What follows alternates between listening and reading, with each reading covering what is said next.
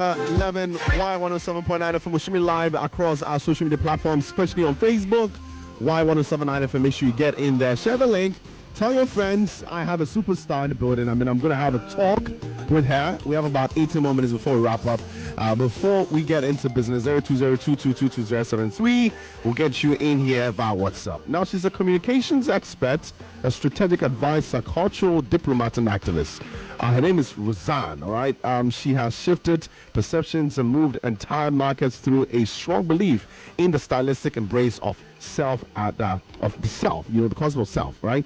At age 21, she was the youngest appointed editor in the British publishing and a young global leader by the age of 28. Her focus remains on solving world problems through a unique combination of entrepreneurial, philanthropic, and cultural programming. Becoming a role model for young entrepreneurs across the UK, Africa, and Arabia, Rozan Ahmed is the ambassador, advocate, and champion of arts in social changes, youth development, mental well-being, local creativity as national priority, and continues to play a pivotal role in shaping what she calls worldwide African renaissance.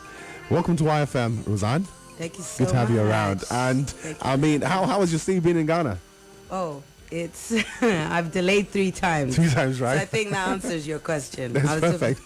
Now, we had an interesting conversation before we came in, guys, and I feel I want to let you guys in on that. Rozan is not in Ghana for the first time, as against what I thought earlier. She's been here 3 times, and there's a special story about how she got in Ghana the first time, her first experience with Ghana. Tell us about it. So the first time I arrived here, I arrived here on a vessel, on a boat into Takoradi, and we'd actually sailed across the African continent for a week from Cape Town all the way to Takoradi, Ghana. And then when we landed, obviously the staff on the boat handled my passport or whatever, so it was a swift, entry. I had no idea that it's actually quite hard to get to Ghana.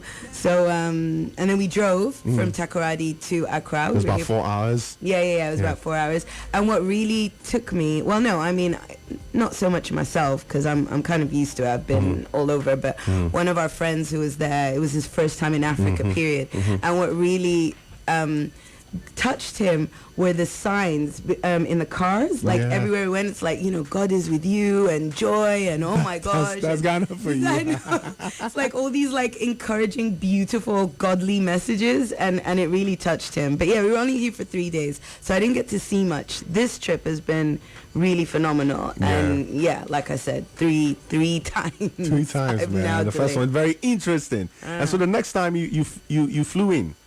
Yes, the second time I flew in for a retreat, which was hosted by the African Fashion Foundation. And it was beautiful because it really, I think, spoke to how Accra is shaping itself as a creative capital for Africa. I think the movements here being made are just fantastic in terms of, 1, shaping identity, and 2, really kind of rediscovering the African role when it comes to creative arts, when it comes to culture and things like that. I mean, my whole purpose is solidifying creative and cultural industries as a superpower. I have no idea why our work, our field is deemed as soft. There's nothing soft. There's nothing soft in there. There's nothing. Honestly. I mean, what other place of work hits the heart like we do? So I just feel, this is my advocacy, my work, my mission, my vision, my purpose is to really propel the African continent as the superpower it is. You've seen and experienced our culture here in Ghana, obviously.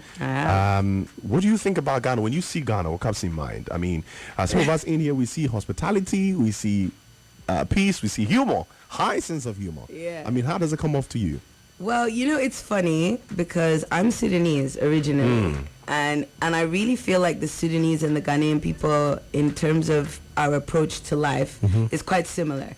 1, we have an incredible kind of coping mechanism when it comes to just laughter. Yeah. We laugh. We have a sense of humor.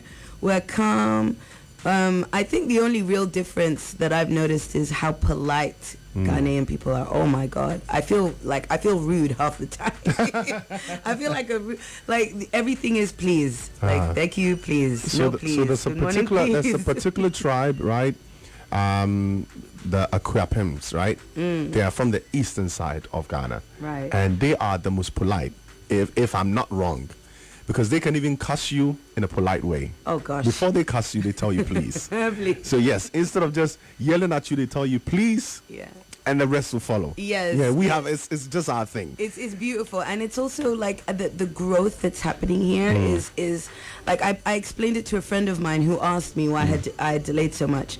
It's really very much on my pace here because there's movement, a lot of exciting movement and progression happening, but in a very peaceful manner. Yeah, in a subtle way. Yes, and I feel like that peace factor is priceless. It's a gift that you guys have here in Ghana, and that for me is what stands out more than anything. Great. What brings you to Ghana this time round? Well, there's a lot. There's a lot going on, but I'm a big believer in establishing the necessary pillars that we need as CCI, which is a term that I coined about a year and a half ago. And it's just actually been adopted by one of the research institutes in the US. So you're going to hear it a lot more. CCI stands for Creative and Cultural Industries. So I'm a big believer in pillars, establishing pillars. And one of the things I'm working on, which I can't really talk about, but what I can promise is that it will secure Ghana's position as an epicenter for creative brilliance, and I'm very excited about it. It's been really hard to put together, but we're getting there. And I'm also here because I run a power program called the Magic Drive, which essentially uses fashion to build capacity amongst young people. So I'm here for that. It's still COVID. I can't actually, conduct any programs. Do a lot, yeah. But I've been partnering and meeting with a bunch of schools and children's homes and just looking at really how we can make impact for our future. Okay, great. I love that. Now, beyond the Magic project that you just mentioned, there are a lot of activities you're involved in, quite particularly the UN projects that you did in the past. I mean, you're involved with the UN, right? Yeah. In what capacity you were? Yes. In what capacity, and how did that come about? Well, I was a public information officer at the UN, so comms related. I was, again, I don't know, I seem to have been the youngest in every kind of field I get into. You found yourself in. Yeah. I was very young. Yeah, I was 23 or 24 when I joined the UN. So I joined as a PI officer, and essentially what I did was look at how we can, as a mission, use popular culture. Yeah. And that's what I do with governments now. I literally advise governments on how to best utilize popular culture, or what you could call the zeitgeist, the popular zeitgeist, that keep them up to date on what's going on the pulse of us as young people, and ensure they don't take advantage and rather partner. All right. Rozan is known as the activist. She's the diplomat. You're involved in fashion and all that. But growing up, was this the path you wanted to chat? Did you have any dreams beyond this or on the side? I mean, beside this, or this is what you've always wanted to do? That's such a good question. I really don't know. Wow. When I was young, all I loved really was music. And Diddy actually really inspired me to become some kind of powerhouse within the music industry. Wow. So I joined his street team. I joined the Bad Boy street team. This is way back, like late 90s. Wow. We're talking. Yeah. So I joined his street team, and he became, I guess, my first real mentor. But then, it just, I don't know, like, I guess I had a Kanye moment, and I have many Kanye moments. I understand Kanye, by the way, like, a lot. I really do. I feel like he just doesn't know how to articulate what he's trying to say. Definitely. Yeah, but what he does say makes so much sense to me. So I started in music, but then I just expanded. I'm a big believer in, if you have a vision or a purpose that's huge, that's like beyond, you try and use every tool imaginable to get there. And I think that's why a lot of people refer to me as a Renaissance woman, because it's literally that, you know, one day I'm in fashion, the next I'm in music, the next, you know, I'm sitting with politicians, like advising them on CCI and how to best utilize. The next I'm with business moguls in oil and whatever, and talking to them about media and the importance of utilizing media. Like, you know, I won't rest until Africa has its own CNN. You're just I won't. a superwoman 360. I'm trying. You're trying to get there. I'm trying. But I also would like to have some kids and I get know. married at some point. Yeah. I've reached that. I don't know. COVID has changed me a little bit. On COVID, though, since you mentioned that, I read somewhere that you had the opportunity of spending 5 months, right, in the late Dr. Sebi's, you know, Asha village in Honduras. I did. You learned a lot about human health, Yeah, healing with our environment, and that. I did. Do you think Africa, since you're from here, do you think we are supposed to invest a little bit more time into finding a solution for COVID? Do you think we can even find a solution for COVID? Absolutely we can. I don't think there's a continent capable of finding a solution more than the continent, because we've been through a varied pool of biological attack. Let's put, or chemical attacks. Attacks, yes. I mean, it has happened. We've had cholera, we've had Ebola, we've had this, we've had that. So I think, you know, Senegal, is it Senegal? I believe it's Senegal. Senegal have responded to COVID brilliantly. I mean, they had $1 testing kits before any Western nation. And I think there was, what was it? I can't remember the name, but there was another country that came up with a cure. I think it was it begins with M. Madagascar. Yeah, Madagascar did. Madagascar, yes. COVID organics. I just think that the problem we still have as a continent, which is why, you know, I don't really believe in the term Africa rising.